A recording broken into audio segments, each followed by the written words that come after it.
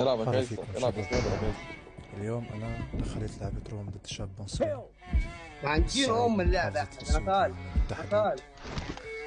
المهم إن هذا الشاب غلط فيني، سب علي وسب على والدي وسب على والدتي بدون أي سبب يعني أنا يا دي بلعب ابطال. فزت عليه وهيك، بس استغربت إنه سب علي هنجيله يعني ام. ليش تسب على والدي؟ ليش تسب على والدتي؟ يلا على يا أخي والله الطريقه. العظيم ما توقعت إني أعمل هيك، يعني لو بعرف إنه هو هيك ما يعني ما كنت لعبت ضده، يعني ما فتت لعمر. اسمه عيسى، هو اشتغل ممرض، هو انزل يا برافو احمد صعيد عليك. عارف من تروح. محافظة أسيوط. بصراحة صدمني بردة فعله. يعني أنا عندي مش بالفطرة معايا الحمام تاو. إن أي حدا يسب علي، خاصة والدي أو والدتي. يعني في حديث عن النبي صلى الله عليه وسلم يقول: إن من أكبر الكبائر أن يسب الرجل والديه. قيل: كيف يا رسول الله يسب الرجل والديه؟ قيل: يسب الرجل أبا الرجل، فيسب الرجل أباه وأمه. يعني في تعال الحديث اجل إن جاي الشخص خش. يسب هذا فهذا يرد عليه جالك بالسب بالسيف. الأبوي وأمه. هو سبني بوالدي ووالدتي، بس أنا ما سبيته، ما رديت عليه. كل الشغلة إن أنا رديت عليه بالروم، شلته طاوة مرة واثنين وثلاثة وأربعة، ردلي المسبة استنى أكتر من استنى. مرة. بصراحة يعني انا طالع من الروم لا يا احمد. كثير، انا طالع يعني من الروم. لدرجة إني انا لا طالع لا بعديها من ما لا الروم. لعبت، لا طلعت لا من لا. اللعبة لا لا خلصت الروم. انا اطلع من الروم. إني تفضل بصراحة زعلت تفضل. ما يعني. تطلعش تاني. ما تطلعش بالله بالله ما ليش؟ تطلع. لا ليش استنى هيك؟ استنى اتكلم معه. استنى. ليش تسب؟ شو خلاص استفدت؟ تمام. مشان اللعبة؟ خلاص استنى استنى استنى طب مشان اللعبة تسب علي؟ يا أخي أخوك كيسة أنا، كيسة بالله عليك عشان خاطر إخوانك اني إحنا لابس ليبر. فلسطينيين، إحنا عشان فلسطيني، خاطر أنا انا. أخوك فلسطيني عشان تسب خاطر علي؟ لا لا لا ما. رغم إن أنا عشان والدي خاطر بالله متوفي. لابس. يلا بس تسب على عشان أخوك تقول لك اخذ الفلسطيني؟ بكفي خذلان يعني يا أخي، خلاص. بكفي قصف علينا، بكفي كل شيء، وكفي حياتنا اللي خلاص. احنا عايشينها. طب اللي يلا عايش بس لا لا ببلادهم العب واللي العب عايش العب هون العب واللي عايش العب. هون واللي عم ينقصف، واخواننا بغزة عم ينقصفوا، وهذا جاي يسب علي مشان. خش فوز العب لعب. يا اخي سبحان الله. شاب يقول اسمه لك العب عيسى بجهدك. من العب الصعيد، بلعب. من محافظة أسيوط العب تحديدا، بلعب. بيشتغل ممرض. كان رفيق موجود في الروم، انا الصوت راح يفضل، يعني راح يضل. يعني انا العب دايما لعبك بعمل كويس مونتاج بالله عليك. العب لعب. للفيديو تبعيتي، بس هاي المرة راح انزل Half of the الفيديو match is over, بعمل and the مونتاج red بشكل team طبيعي مشان is تسمعوا in the صوت lead. وصوت المسبات. شاهدوا الفيديو للأخير وراح تسمعوه. أنا بطالب كل أي حدا من مصر، خاصة من محافظة أسيوط، يشير هذا الفيديو، لأني أنا بدي العب أتواصل بلعب. مع أي حدا يحاول يوصل لهذا الشخص.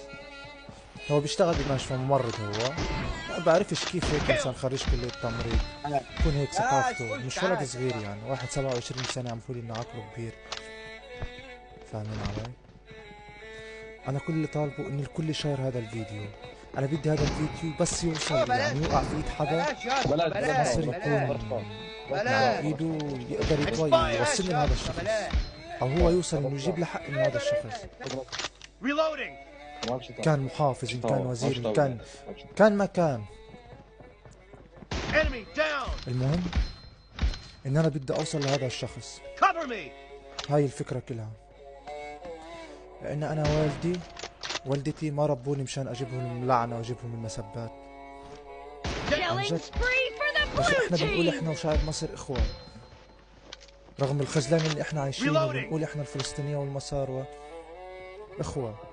يا أخي لك إحنا هيك نطلع على الحدود بنشوفكم يا زلمة، العب فوق يا هذا عيسى. كله بتسبوا علي شروا. طب ما كان لا يا بوش يا اسطى صاحبي، بدل ما لا، بتاخد كرت كده. لا يا بش صاحبي، بش بش ما علي كانش بش علي. العشاء. مش أهل مصر اللي يعمل هيك، أهل مصر بريء منه، مش أهل كمل مصر اللي بوشلي يسب على بوشلي أولاد العالم. بوشلي. والله العظيم إن أهل مصر بريء منه.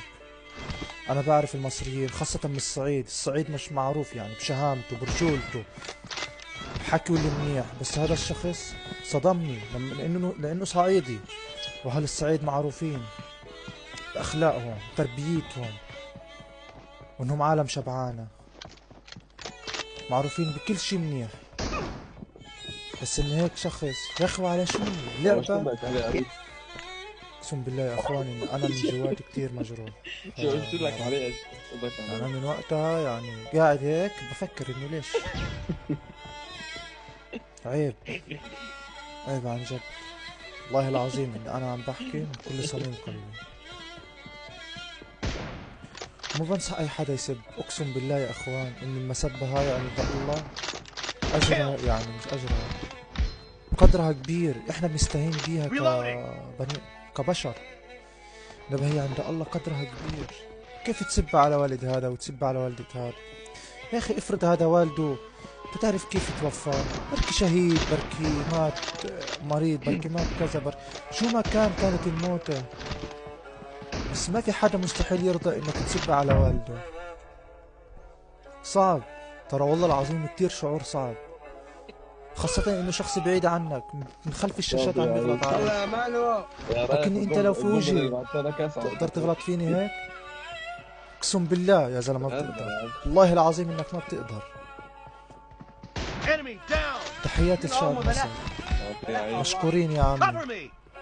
انا بدي هذا الفيديو يا شباب يتشير، ما راح اطلب حدا يقول لي بدك تعمل كذا ما راح اطلب حدا لايك ومتابعة شغلات، انا بدي الفيديو بس يتشير، انه باي طريقة اوصل لهذا الشخص. اقسم بربي لو لقيت طريقة اوصل بها لهذا الشخص مستحيل ادفع شو ما كان مشان بس اوصل لهذا الشخص، لانه وجه لوجه ما بيقدر يسويها، والله العظيم وجه لوجه ما يقدر يسويها لانه جبان.